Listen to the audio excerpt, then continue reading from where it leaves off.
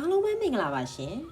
အိမ်မှာချက်စားချင်တာပဲဖြစ်ဖြစ်အလှပဲလုပ်ချင်တာဖြစ်ဖြစ်လွယ်လွယ်ကူကူနဲ့ချက်လို့ရတဲ့ထောပတ်ထမင်းနဲ့ကြက်သားဟင်းချက်နီလေးကိုပြန်လဲမျှဝေပေးလိုက်ပါတယ်ရှင်ရေစင်းတန်းဆင်ထားတဲ့ကြက်ပေါင်3ခုကိုတော့စားဟင်းသီးဟင်းရွက်မုံနွနွေးမုံတို့နဲ့ထည့်ပြီးကျမကတော့တရက်ကျူနှက်ထားပေးလိုက်ပါတယ်ရှင်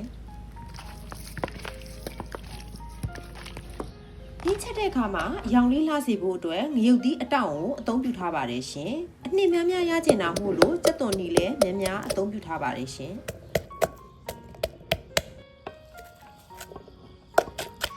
ထောင်းထားတဲ့ငရုတ်သီးနဲ့ကြက်သားကိုစီနာနာလေးတက်ပေးရပါမယ်ရှင်စီတက်တဲ့အခါမှာတော့ကလဝေးရွယ်အနှဲငယ်နဲ့အရသာလေးနဲ့စီဖို့အတွက်ငပြားကြီးအနှဲငယ်အသုံးပြုထားပါတယ်ရှင်မကြိုက်ရင်လည်းမထည့်လို့ရပါတယ်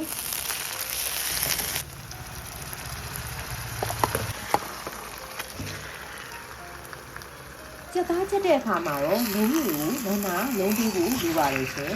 ချက်တဲ့ဦးလေးပြီးနေအောင်မို့လို့ကျမကတော့ဦးအကြီးနဲ့ပြောင်းလိုက်ပါလိမ့်ရှင်အရသာအပေါ်ငံကတော့မိမိစိတ်ကြိုက်ရေအနည်းများကိုလည်းထည့်ပေးလို့ရပါတယ်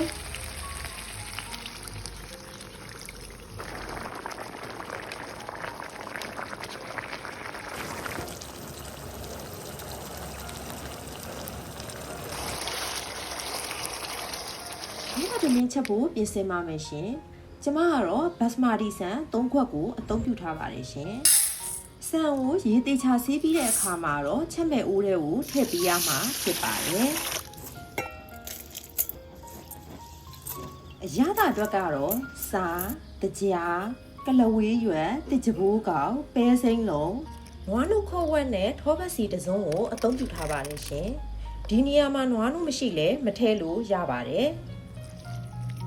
ရေထည့်တဲ့အခါမှာတော့လက်ဖက်နယ်နဲ့ရေတစ်စစ်ရှိအောင်ထည့်ရမှာဖြစ်ပါတယ်။စံချိန်ခွက်နဲ့စံ3ခွက်မို့လို့ရေ4ခွက်ခွဲထည့်ပေးရမှာဖြစ်ပါတယ်။ကျမကတော့နွားနုခွက်ဝက်ထည့်ထားတာမို့လို့ရေ4ခွက်ထပ်မံထည့်လိုက်ပါတယ်ရှင်။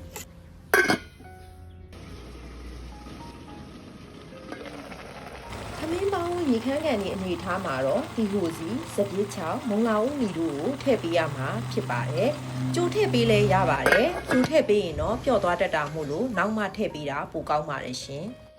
။ထောပတ်ထမင်းလေးရပါပြီရှင်။ဘတ်စမာတီဆန်နဲ့ချက်ထားတာမို့လို့ဆန်ကတစ်လုံးချင်းကော့ဆင်းနေတာပါပဲရှင်။အနံ့ရတာနဲ့ပြည်စုံတဲ့ထောပတ်ထမင်းလေးရပါပြီရှင်။လွယ်လွယ်ကူကူနဲ့ချက်စားလို့ရတဲ့ထောပတ်ထမင်းနဲ့ကြက်သားဟင်းလေးကိုတော့အိမ်မှာချက်စားကြည့်ကြပါဦးနော်စားကြပါအောင်ရှင်အားလုံးကျေးဇူးတင်ပါတယ်